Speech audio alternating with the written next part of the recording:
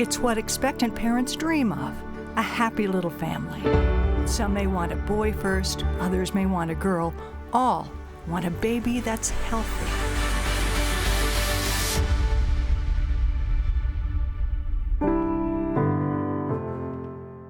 We didn't have any problems throughout the pregnancy. It was so exciting and fun, and when we found out it was a girl, that was even more of a blessing. We were really looking forward to that. I couldn't wait to have a daughter. I mean, it was amazing, but I was very nervous at the same time. I didn't know what to think about becoming a father. And we were really grateful to be pregnant because a lot of people don't know that we had to wait 2 years to even start trying because Mark was diagnosed with brain cancer back in 2013. So we had to wait for him to go through chemo and radiation and all of his treatments. So when we did finally get pregnant, that was even more of a blessing and so exciting. I went into labor on July 2nd. Yes, that night. That night on July 2nd. 42 hours later, Piper, and I went into surgery and had the C-section, and she came out, and we were exhausted, but we were recovering, we were in love, and it was perfect.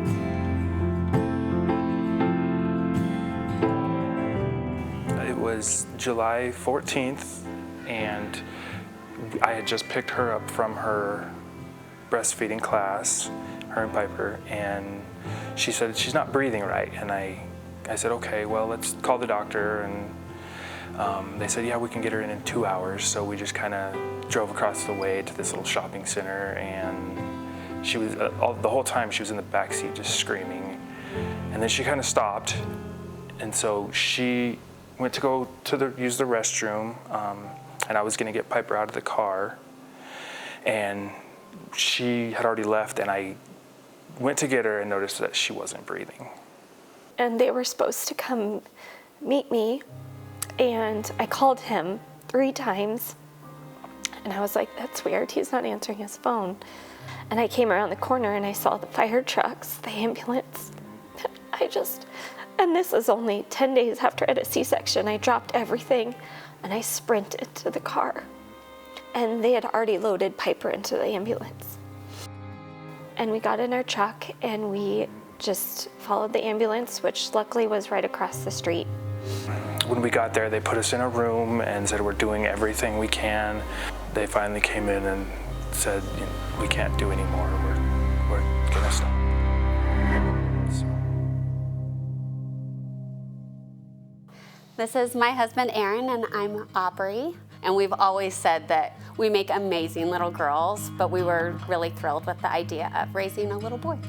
We were pretty excited. I've always had the dream of raising a boy and coaching baseball and all the sports and things. So we were really looking forward to that.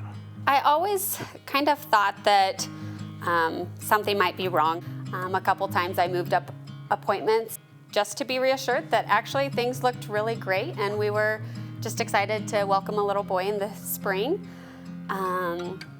But we went to our 20-week anatomy scan. We were actually told that he had really low fluid. He was measuring extremely small, and he hadn't been moving much on the ultrasound. So at that point, we were referred to the specialist.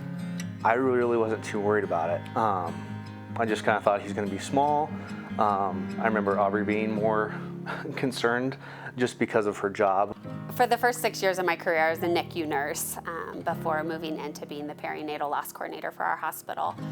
So all I know is when it doesn't go according to plan. I thought we'd have a NICU baby, but I was comfortable with that, and we were just gonna make a plan to get him here safely. They started with a few quick measurements. It didn't last too long. They moved from measuring his belly and things, and then went to his chest, and that's when she pointed out that that was his heart on the screen. And I replied that it wasn't beating, and she said, no, it's not. And that's when everything changed.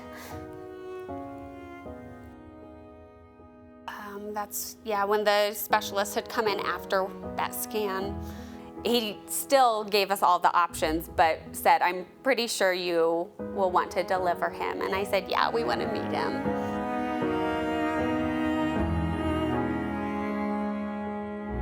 And this was 2020, it's the middle of COVID. Thankfully, the hospital was very gracious and bent and broke all the rules to let both our girls come up and meet him. Both our parents got to come up and meet him. Amber and Kelly came in to meet him. So there was a very small handful of people that got to meet him, but thankfully our parents were in that group. You got 18 hours. Yeah.